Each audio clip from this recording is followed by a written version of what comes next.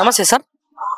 Sir మరి ఇప్పుడు నీళ్లు నిజాలు బనకచెర్ల గురించి మరి నిజానికి బనకచెర్లలో జరుగుతున్న ఇప్పుడు బనకచెర్ల అని మనం ఏ కోణంలో చూడాలంటే మిగులు జలాల వాడకం కోణంలోంచి మనం చూస్తే మనకు సమస్య అర్థం కాదు. వాళ్ళు ఏమంటున్నారంటే సముద్రంలోకి పోయి నీళ్లు వాడుకుంటే మీకేం కష్టము, మీకేం నష్టము, మీరంతా వాడుకోలేకపోయిన నీళ్ళే కదా కిందికి వస్తున్నాయి, వాటిని వాడుకుంటున్నాం కదా అనే ఒక ఆర్గ్యుమెంట్ చంద్రబాబు నాయుడు లేవదీస్తున్నాడు.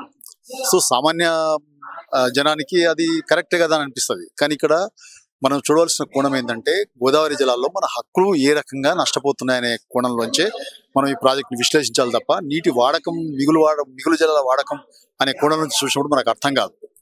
సో నేను అనేక వ్యాసాల్లో ఇంతకుముందు కూడా చెప్తూ వస్తున్న విషయం ఏంటంటే మనకు 4-5 అంశాలు దీంట్లో మన హక్కులకు సంబంధించిన అంశాలు ఇమిడి ఉన్నాయి.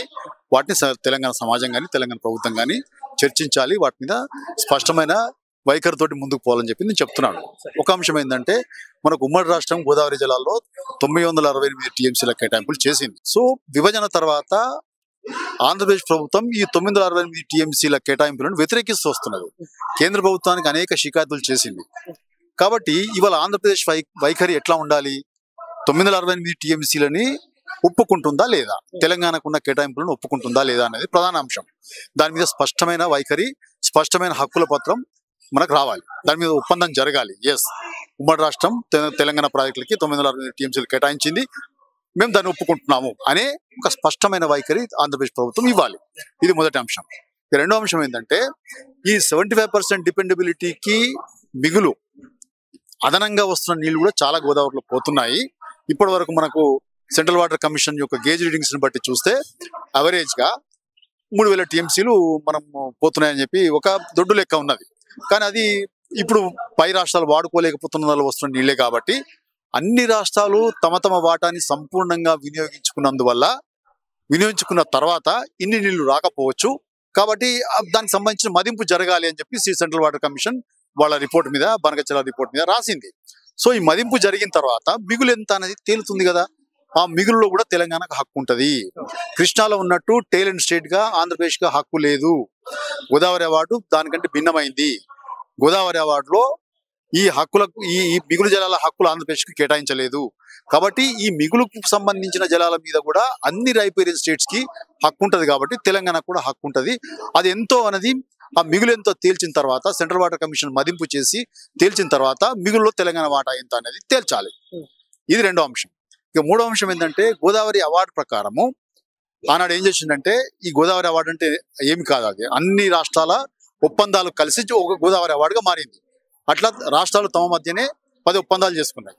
ఆ 10 ఒప్పందాలని బచావత్ ఏం చేసిందంటే మీరే చేసుకున్నారు కాబట్టి ఇక నేను చేసేది ఏం లేదని చెప్పి ఆ ఒప్పందాలన్నీ కంపైల్ చేసి వాటికి చట్టబద్ధత కల్పిస్తూ ఇదే అవార్డు అని చెప్పి అతను అవార్డుగా ఇచ్చాడు.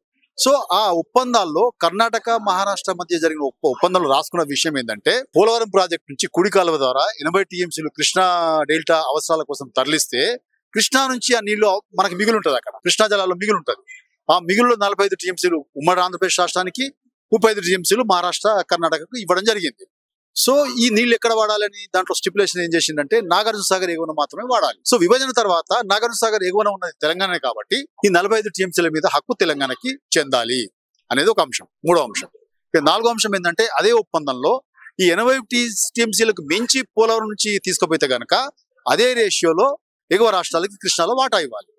సో ఇప్పుడు 200 టీఎంసీలు పోలవరం ప్రాజెక్టును తీసుకుపోతున్నారు కనుక అదే పురోరాటాలో మనకు కృష్ణాలో రావాల్సిన నీళ్ళు ఎంత 112.5 టీఎంసీలు. సో ఈ అంశం మీద కూడా మనకు స్పష్టత కావాలి. ఇవి జలాల హక్కులకు సంబంధించిన అంశాలు. ఈ జలాల హక్కులను ఎందుకంటున్నారంటే ఆంధ్రప్రదేశ్ ప్రభుత్వం ఆల్రెడీ కొత్త ట్రిబ్యునల్ వేయమని చెప్పి ఒక అప్లికేషన్ పెట్టుకున్నది కేంద్ర ప్రభుత్వానికి. అంతర్రాష్ట్ర వివాదాల చట్టం సెక్షన్ 3 ప్రకారము గోదావరి ట్రిబ్యునల్ వేయమని చెప్పి వాళ్ళు పెట్టుకున్నారు. కాబట్టి వాళ్ళు రేపు పొద్దున గోదావరి ట్రిబ్యునల్ ఏర్పాటైతే కనుక ఈ ప్రాజెక్టుకు మేము ఆల్రెడీ గ్రౌండ్ చేసినాము, 1000 కోట్ల రూపాయలు ఖర్చు చేసినాం కాబట్టి ఈ 200 టీఎంసీలు మాకు చెందాలి, మాకు కేటాయింపులు జరగాలని చెప్పి గోదావరి ట్రిబ్యునల్ కనుక కోరితే మనకు ఆల్రెడీ 968 టీఎంసీల నికర జలాల్లో కోతపడే అవకాశం ఉంది. కాబట్టి మనం ఏమంటున్నామంటే ట్రిబ్యునల్ ఏర్పాటు కాకముందే, కొత్త ట్రిబ్యునల్ తెలంగాణ గోదావరి ట్రిబ్యునల్ ఏర్పాటు కాకముందే మన గోదావరిలో జలాలకు ఉండే హక్కులకు సంబంధించిన సమస్త అంశాల మీద ఒక స్పష్టత రావాలి, క్లారిటీ రావాలి, ఒప్పందాలు జరగాలి అనేది మనం డిమాండ్ చేస్తాం. ఈ ఒప్పందాలు జరిగేదాకా పోలవరం బనకచెర్లను కనుక మనం అనుమతిస్తే, అది కనుక గ్రౌండ్ అయితే మనం రేపు పొద్దున ఈ హక్కులను కోల్పోయే అవకాశం వస్తుంది, అవసరం వస్తుంది. కాబట్టి తప్పనిసరిగా ఈ హక్కులు స్థిరీకరించేదాకా బనకచెర్లను మనం వ్యతిరేకిస్తూ ఉంటాం, వ్యతిరేకించవలసిందే. అయితే ఇప్పుడు ఏం చేయాలి, ప్రభుత్వం ఏం చేయాలంటే, ప్రభుత్వం ఆల్రెడీ ఒక విధాన పత్రం ప్రకటించింది. ఇంతకుముందు నేను నా ఉపన్యాసం కూడా చెప్పినాను. చీఫ్ సెక్రటరీ గారు 14 జూలై నాడు కేంద్ర ప్రభుత్వానికి రాసిన లేఖలో చాలా స్పష్టంగా కేంద్ర సంస్థలు అనేక అభ్యంతరాలు ఈ రిపోర్ట్ మీద లేవనెత్తినాయి కాబట్టి ఆ అభ్యంతరాలన్నీ ఒక కొలిక్కి వచ్చేదాకా, అంతర్రాష్ట్ర చర్చలన్నీ ఒక కొలిక్కి వచ్చేదాకా ఈ అంశం మీద ఎటువంటి చర్చలు జరగడానికి వీల్లేదు, దీన్ని ఎజెండాలో తొలగించండి అని స్పష్టమైన మాటలు రాశాడు ఆయన. సో అదే మన విధాన పత్రం కావాలి. మన తెలంగాణ ప్రభుత్వం తరపు నుంచి కూడా చీఫ్ సెక్రటరీ గారు రాసిన లేఖ కాబట్టి అదే విధాన నిర్ణయంగా మనం భావించి ఏ కమిటీలో కూడా మనం పోలవరం బనకచెర్ల అంశాన్ని చర్చించకూడదు.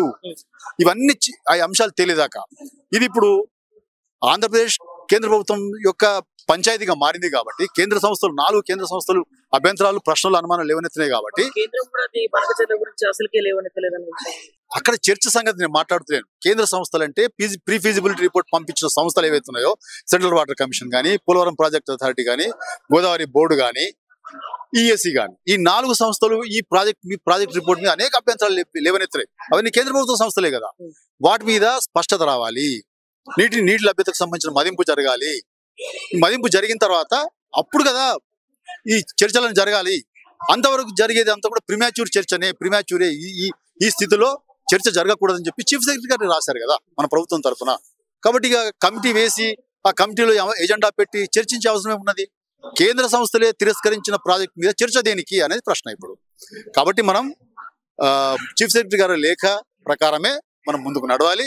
తప్పనిసరిగా అన్ని అంశాలు కొలిక్కి వచ్చిన తర్వాత, నీటి మదింపు జరిగిన తర్వాత, అంతర్రాష్ట్ర చర్చలన్నీ కొలిక్కి వచ్చిన తర్వాత అప్పుడు కానీ మనం పోలవరం బనకచెర్ల ఏం చేద్దాం, మన హక్కులు ఎట్లా స్థిరీకరించబడాలనే విషయం మీద చర్చించాలి. ఈ 4 అంశాలు దృష్టిలో పెట్టుకోవాల్సి ఉన్నది. 468 టీఎంసీల మీద మనకు హక్కుల పత్రం మన చేతిలో పడాలి. అట్లనే మిగులు ఎంతో దాంట్లో కూడా తెలంగాణ వాటా తేల్చాలి. గోదావరి అవార్డు ప్రకారం 80 టీఎంసీలు 45 టీఎంసీల మీద తెలంగాణ హక్కు స్థిరపడాలి.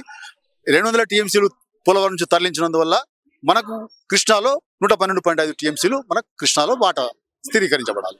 ఈ 4 అంశాలు తేల్చాలంటే ఫస్ట్ కేంద్ర సంస్థలు ఏవైతే అభ్యంతరాలు, అనుమానాలు, ప్రశ్నలు లేవనెత్తిండ్రో అవన్నీ కూడా కేంద్ర ప్రభుత్వం క్లారిటీ తోటి తేల్చవలసిన అవసరం ఉంది. అప్పటిదాకా మనం చర్చకే పోవాల్సిన అవసరం లేదు.